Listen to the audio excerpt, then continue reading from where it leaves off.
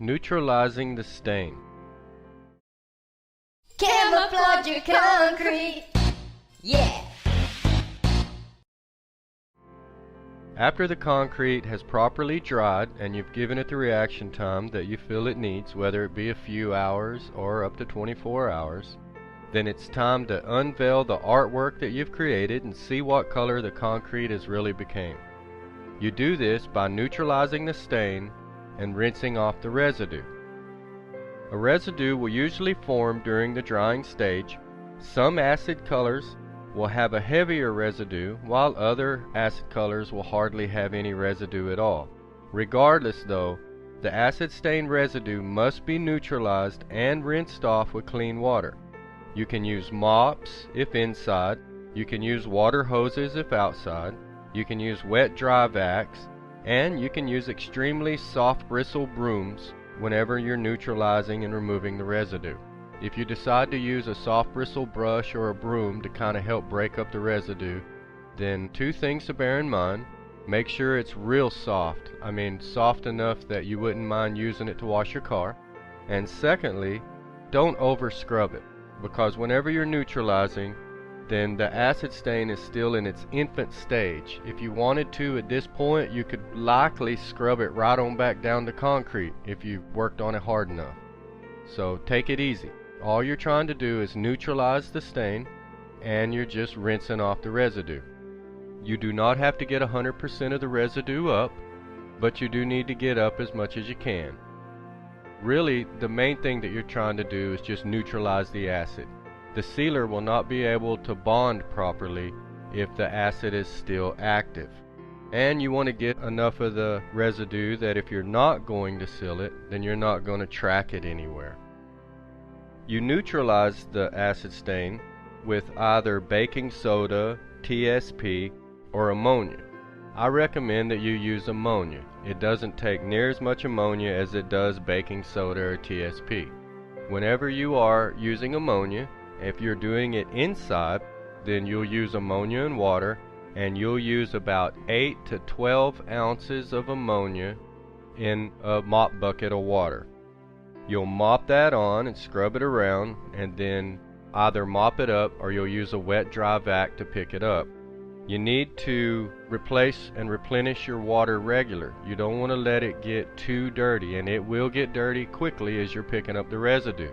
So remember to empty your water regular to try to keep it as clean as possible.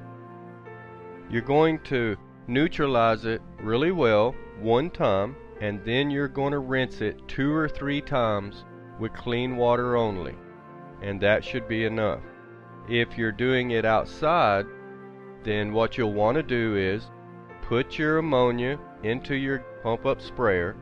You're going to put about a half a cup to a cup of ammonia in there with that gallon or so of water, and you're going to pump that up. You're going to spray it right on the concrete, and then you're going to get your water hose, and using your water hose, you're just going to flood rinse it. Don't use spray nozzles or power washers whenever you're washing off the residue. Whenever you're neutralizing and washing it, you'll just use your water hose running full blast, and you'll just flood rinse it. Then you're going to come back and flood rinse it one more time. If you want to use a soft bristle brush to kind of help break up the residue, then that would be a good idea. However, as mentioned before, when you are rinsing the residue, whether it be inside or outside, it is important not to over scrub it. The stain at this point can be scrubbed down fairly easily. Once it's been washed though, and it has been allowed to dry, then the stain will lock in and you won't be able to scrub it down anymore. So, if you have any particular dark areas that you do want to scrub down, now is the time to do it, whenever you do the initial neutralizing and rinsing. So, get it done then, because once you let it dry, it's going to lock in. There ain't going to be no scrubbing it down after that. And as mentioned before, you do not have to get all the residue up. You just really are trying to neutralize the stain so that the sealer can bond. Also bear in mind that the water with the residue will still have the capacity to stain and will still have the capacity to kill vegetation. So be careful with it. Dispose of it accordingly, and if you're doing a driveway, instead of just rinsing it all the way down the drive and down the approach and down the street, try to rinse it sideways so that you're rinsing it to the side and off of the driveway into the grass or into the dirt. If you cannot keep it from running down the drive and going down the approach and down the street, that's where having a lot of water and a lot of flood rinsing will come in handy, and having a brush. You rinse it on down, you keep the water moving. Once you get down to the approach, you just have that brush to lightly brush it.